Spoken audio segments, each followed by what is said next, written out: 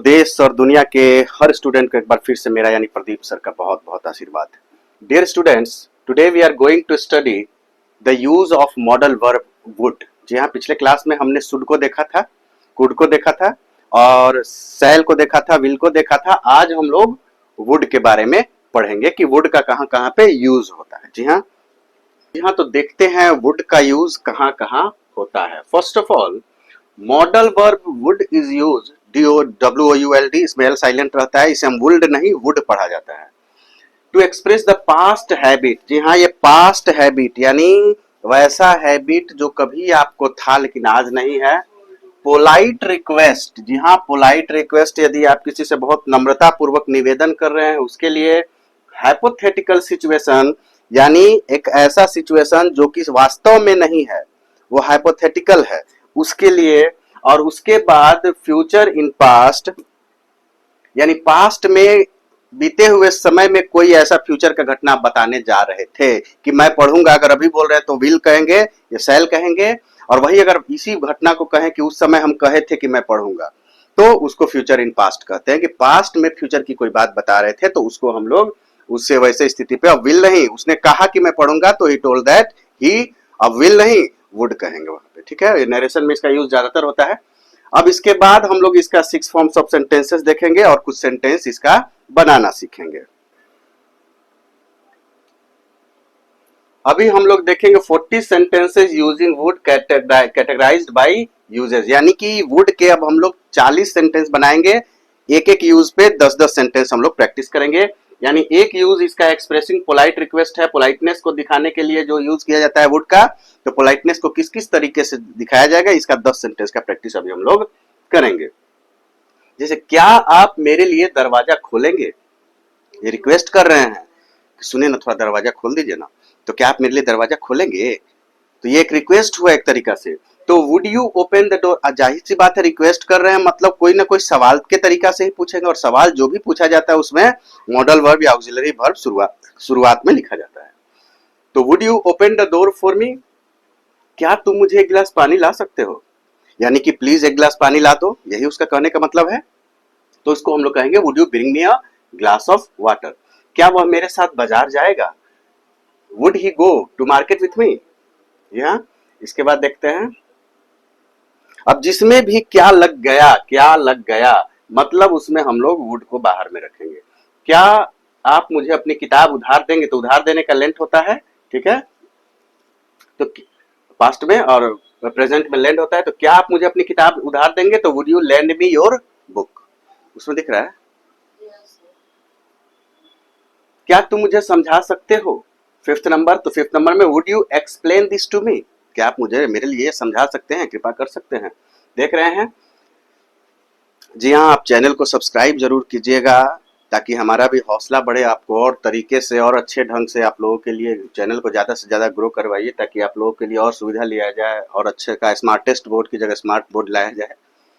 चले, फिर क्या वह हमें समय दे सकता है, 6 में देखें तो would he give us some time, क्या कुछ समय दे सकता है, हमें समय दे सकता है। यहाँ सम न भी लगाया जाए तो काम चल जाएगा, हमें कुछ समय दे सकता है हो जाएगा। क्या आप मेरे लिए यह पत्र पोस्ट करेंगे, तो would you post this letter for me. फिर क्या तुम इस विषय पर चर्चा कर सकते हो या करोगे, तो इसको क्या करेंगे, देखना नहीं है आंसर, डायरेक्ट बोलने का प्रयास करो। हाँ, वुड यू डिस्कस दिस, हाँ मेरे साथ इस विषय पे चर्चा करेंगे, तो हाँ हाँ, तो विथ मी भी हो सकता है। वही तो है कि सेंटेंस को अगर लंबा करना है तो इसे कर दें कि आप मेरे साथ लगा देंगे, तो मेरे साथ के लिए विथ मी लास्ट में लिखा जा सकता है। और किसी भी ट्रांसलेशन को बनाने का है कि शुरुआत का लिख दीजिए, उसके बाद लास्ट में फेंक देंगे और वापस आते जाएंगे, और उल्टा के जैसे आएंगे वैसे वैसे लिखेंगे, तो इसका इंग्लिश लास्ट में विथ मी जाएगा। फिर क्या तुम इस विषय पर चर्चा कर सकते हो, ये देखेंगे, ये आपको होमवर्क के लिए भेज दिया जाएगा, वहां पे बनाना है। आपने देख लिया सेंटेंस कैसे बनता है, आप होमवर्क बना देंगे, इसका नोट्स भी डिस्क्रिप्शन में प्रोवाइड करा दिया जाएगा, वो डिस्क्रिप्शन टेलीग्राम चैनल में या व्हाट्सएप ग्रुप में जिसमें भी हो, तो आप नोट्स के लिए डिस्क्रिप्शन में देख सकते हैं। अभी चला जाए आगे। अगला क्या है, हाइपोथेटिकल और इमेजिनरी सिचुएशन।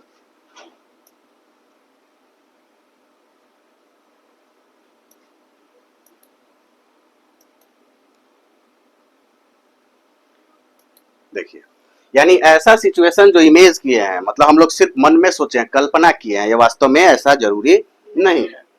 तो अगर मैं अमीर होता तो गरीबों की मदद करता, करता, देख रहे हैं, तो if I were rich I would help the poor. अब यहाँ पे आपको कुछ समझना होगा कि वर क्यों हो गया, आई के साथ आपने वर क्यों लगा दिया। तो यहाँ पे हम लोग देखेंगे कि कोई भी ऐसा सिचुएशन जो वास्तविक ना हो, सबके उसमें सबके साथ, अगर मैं राजा होता तो यानी एडजेक्टिव ही कोई रहेगा। यदि अगर मैं आकाश में उड़ता, तो इस टाइप का सेंटेंस, ऐसे सेंटेंस अगर वर्ब रहेगा तो वुड हैव प्लस V3 या हैड प्लस V3 का यूज करेंगे, और अगर वर्ब नहीं है तो सिर्फ एडजेक्टिव जैसा है, राजा होता अमीर होता, तो इस टाइप में वर्ब का यूज किया जाता है। जैसे अगर मैं राजा होता,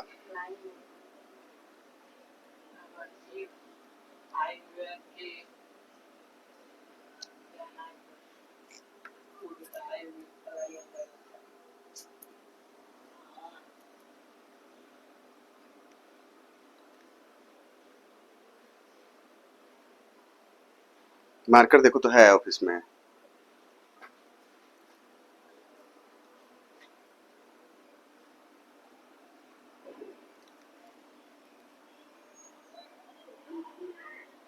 मार्कर होगा। Thank you. तो आ जाए यहाँ पे, यदि मैं राजा होता, यदि मैं राजा होता, तो राजा होता हुआ नहीं है, ऐसे सिचुएशन में इफ मतलब यदि, या कोई भी सेंटेंस यदि इफ से शुरू होता है, व्हेन से शुरू होता है, तो ज्यादातर इस तरीके कंडीशनल या इमेजिनरी होता है। तो इफ आई के साथ अब यहाँ वाज का यूज नहीं करेंगे, वर का ही यूज करेंगे, वर अ किंग। इफ आई के साथ भी यहाँ वर ही लगेगा। अगर यहाँ रहता कि यदि वह राजा होता, तो भी इफ के साथ हम लोग ही और ही के साथ वर का ही यूज करते, if he were a king हो जाता। तो यानी कि हम इमेज कर रहे हैं, यानी कि हम एक तरीके से ये हाइपोथेटिकली थिंक कर रहे हैं, ऐसा अनफुलफिल्ड डिजायर है। तो इसके लिए हम लोग को ये वर का ही यूज करना है।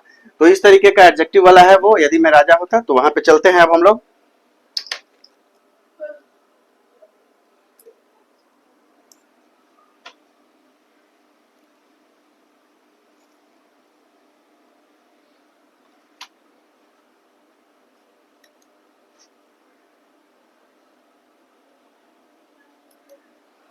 इफ आई वर रिच, यदि मैं अमीर होता तो गरीबों की मदद करता, I would help the poor. ठीक है, वुड हेल्प देख रहे हैं यहाँ, मदद मदद करता, किया नहीं करता, तो यहाँ पे वर्ब है, मदद करना है, तो इसलिए यहाँ पे वुड हेल्प का प्रयोग हमने किया। यदि मैं आगरा गया होता तो ताजमहल देखा होता, इस टाइप का भी इमेजिनरी होता है, दोनों में वर्ब है। तो if I had gone to Agra I would have seen the Taj Mahal करते, यानी कि दोनों हाइपोथेटिकल सिचुएशन है। तो पहले हाइपोथेटिकल सिचुएशन में हैड प्लस V3, और बाद वाले में हम लोग वुड हैव प्लस V3 का यूज करते हैं, अगर दो मेन वर्ब हो। यहाँ उस टाइप का कंडीशन नहीं था, दोनों में वर्ब नहीं था, इसलिए हमने नहीं किया। फिर हम देखते हैं,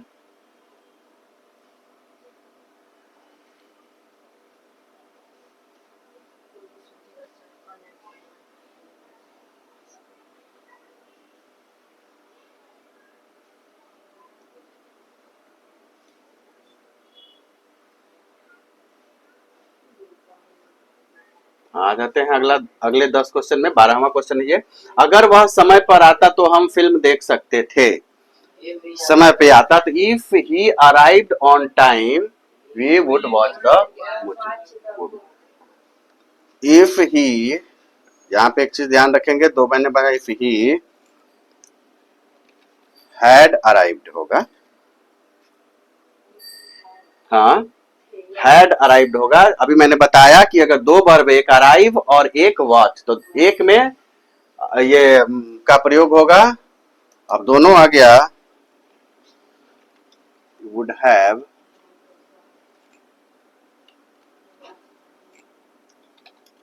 वॉच्ड द मूवी। तो ऐसे कंडीशन में एक में वुड हैड प्लस V3 और दूसरे में वुड हैव प्लस V3 का यूज होगा। ठीक है, ये और इसका करेक्शन करके आप लोगों को पीडीएफ प्रोवाइड करा दिया जाएगा।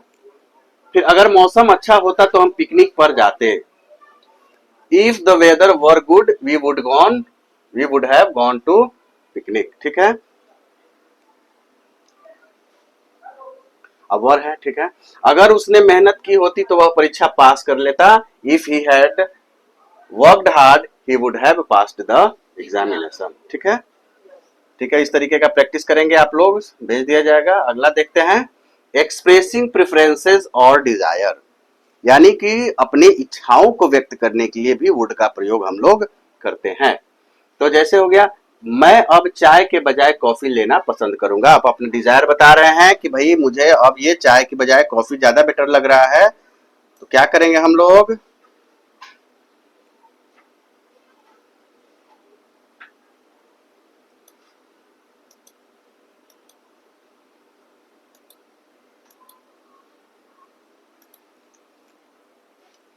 I would prefer coffee over T now. ठीक है, प्रेफर कॉफी के बाद अगर ओवर की जगह टू का भी यूज हम लोग कर सकते थे, क्योंकि प्रेफर के साथ हमेशा टू का प्रीपोजिशन यूज किया जाता है। कॉफी, यहां पे हम लोग टू का यूज भी कर सकते हैं। ठीक है, coffee to T.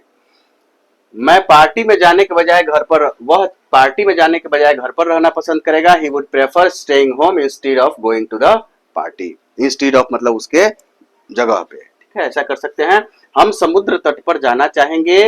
We would like to go to beach. ठीक है, इस तरीके के सेंटेंसेस होते हैं। वह अपने दोस्तों के साथ समय बिताना पसंद करेगा। He would like to spend time with his friends. Clear है, तो इस तरीके के 10 सेंटेंस का प्रैक्टिस आप लोग कर लेंगे। फिर इसके 6 फॉर्म आप देखेंगे। इसका 6 फॉर्म कैसे वुड का होता है, जैसे वो आपकी मदद करेगा तो ही वुड हेल्प यू, ये पहले सब्जेक्ट रहेगा, फिर वुड, फिर वर्ब, फिर ऑब्जेक्ट। फिर वो आपकी मदद नहीं करेगा तो जब नहीं लग जाता है तो नॉट लगाते हैं, नॉट हमेशा वर्ब के पहले लगता है। फिर ये करेंगे क्या, जैसे ही आता है फिर क्या वो आपकी मदद करेगा, तो क्या जब भी आता है तो अफर्मेटिव के ऑक्सिलरी वर्ब को बाहर कर देते हैं, यानी ही वुड हेल्प यू के जगह पे वुड को बाहर करेंगे तो वुड ही हेल्प यू हो जाएगा। तो पहले वुड, फिर ही सब्जेक्ट, फिर हेल्प वर्ब, फिर यू ऑब्जेक्ट। फिर वही उसी तरीके से इंट्रोनिगेटिव में निगेटिव के ऑक्सिलरी वर्ब या मॉडल वर्ब को बाहर करेंगे तो इंट्रोनिगेटिव हो जाएगा। तो वह आपकी मदद नहीं करेगा के वुड को बाहर कर देंगे तो वो बन जाएगा क्या वो आपकी मदद नहीं करेगा, यानी would he not help you. इसका स्ट्रक्चर हो जाएगा वुड सबसे पहले, उसके बाद ही यानी सब्जेक्ट, उसके बाद नॉट यानी नॉट, फिर हेल्प यानी वर्ब का बेस फॉर्म यानी V1, या उसके बाद यू यानी ऑब्जेक्ट। फिर WH वर्ड में वही करते हैं। WH वर्ड वो आपकी मदद किस प्रकार करेगा, तो WH वर्ड को लिख के और ऊपर वाले इंट्रो अफर्मेटिव को उसके बगल में लिख देते हैं। वुड ही हेल्प यू, अभी हमने देखा वही चीज है। WH word plus would plus subject plus verb यानी how would he help you. और वही WH नेगेटिव की बात आती है तो WH वर्ड लिख के और ऊपर वाला इंट्रो नेगेटिव उसके बगल में लिख देंगे, यानी WH वुड वुड वाई और फिर would he not help you. ये जो ऊपर हमने इंट्रो नेगेटिव में देखा वैसा आ जाएगा, वो आपकी मदद क्यों नहीं करेगा, why would he not help you. WH word plus would plus subject plus not plus verb plus object. अब इस पे बेस्ड कुछ स्टोरीज, जी हाँ अभी हम लोग वुड पर बेस्ड कुछ स्टोरीज देखेंगे, ताकि स्कूली बच्चों को या स्पोकन वालों को बोलने के लिए कुछ सेंटेंसेस को जोड़ जोड़ के और एक लंबा सेंटेंस बनाया जाता है। After then you will be practised of speaking English. तो स्पीकिंग का प्रैक्टिस यदि आप करना चाहते हैं तो इस तरीके से सेंटेंस को जोड़ जोड़ के बनाने का प्रैक्टिस करना होगा। तो कैसे जोड़ेंगे, तो आपके मन में अगर सवाल आते हैं तो छोटे छोटे सवाल पहले दिमाग में लाइए, उन्हें जोड़िए और एक लंबा सेंटेंस बनाइए। इसी तरीके से स्टोरी का प्रैक्टिस कीजिए, तभी आप स्पीक इंग्लिश बोल सकते हैं। इस प्रक्रिया से आपको गुजरना ही पड़ेगा। तो चला जाए। एक बच्चा जंगल में जादुई पक्षी को खोजने की कोशिश करेगा, लेकिन वह पक्षी को पकड़ने की बजाय उसका बात सुनना पसंद करेगा। देखें, एक लगा ना कि एक स्टोरी बोल रहे हैं। तो अ चाइल्ड वुड ट्राई, खोजने की कोशिश करेगा, would try to find the magical bird in the forest.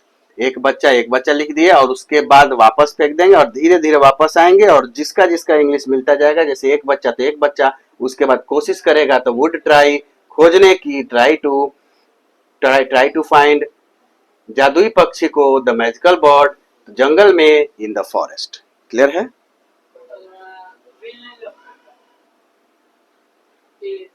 तो यहाँ हम लोग एक हाइपोथेटिकल सिचुएशन बना रहे हैं, वास्तव में कोई जा नहीं रहा है, हम एक कल्पना से कहानी बना रहे हैं, तो कल्पना हो गया ना, तो हाइपोथेटिकल सिचुएशन तो उड़ लगे। अगर सच में कोई जा रहा होता वो हम बता रहे होते तो वहां पे विल का प्रयोग करते। ठीक है, कोई डाउट? लेकिन वो पक्षी को पकड़ने की बजाय उसकी बात सुनना पसंद करेगा। क्या करेंगे? लेकिन बट पक्षी को पकड़ने की बजाय उसकी बात सुनना पसंद करेगा। अब यहां से जाल फेंक देंगे, सुनना पसंद करेगा, वुड प्रेफर टू लिसन, उसकी बात टू द बर्ड के बजाय, इंस्टीड ऑफ पक्षी को, ऑफ कैचिंग इट, यानी इट किसके लिए? वह पक्षी को की जगह वह इसे, यानी पक्षी की जगह इसे